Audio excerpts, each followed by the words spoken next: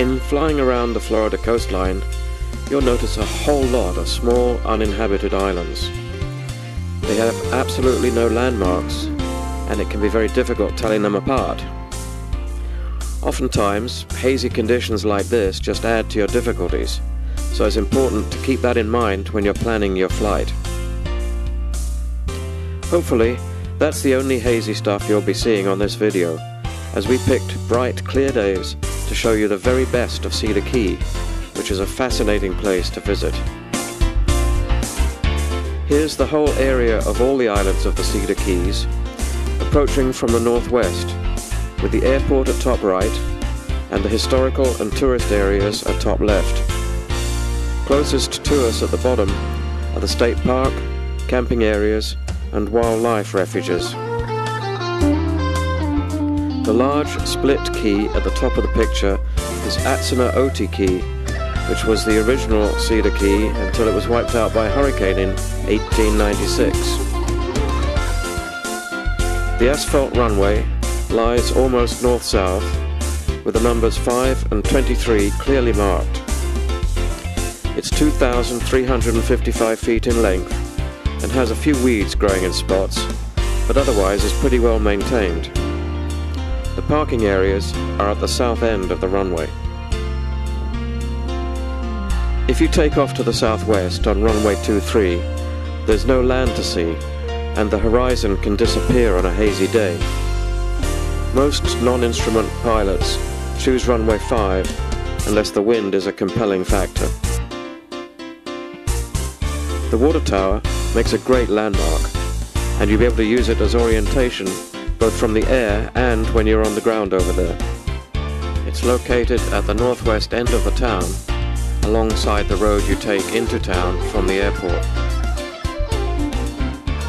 On the main part of the key, the streets are known by numbers going east-west and by letters going north-south, just 8 in each direction, plus Dock Street going around the dock.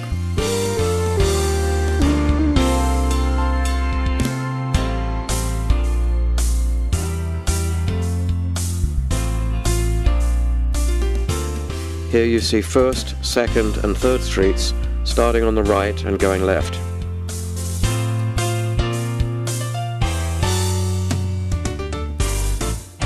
Here's the historical area and the Historical Society Museum.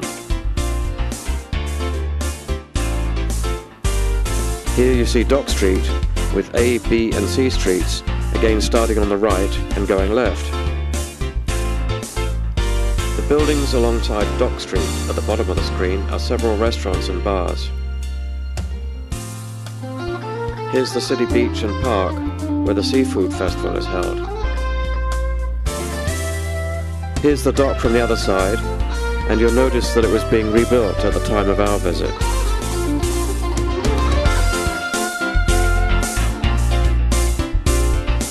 A very distinctive hook-shaped area is a good landmark for the end of runway 5, and the segmented circle with its windsock is at 2-3, the other end of the runway.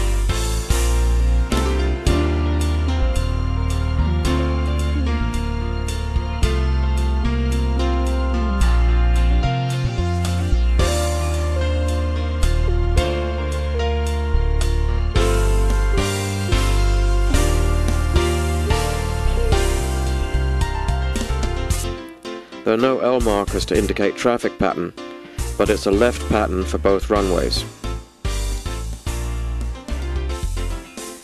Here's a low approach to runway 5, and you can see the paved parking area on the right, and the unpaved one on the left. What looks like a taxiway on the right is actually a roadway, and you need to be on the watch for vehicular traffic on it. Planes are not allowed except to cross it. You have to taxi and back taxi on the runway itself.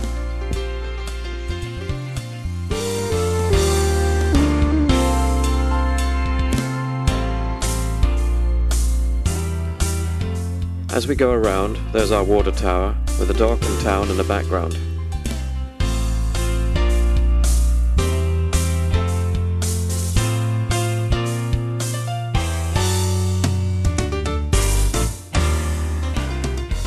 As we leave to the north, you'll see State Road 24, which is the access road to the Key from the mainland.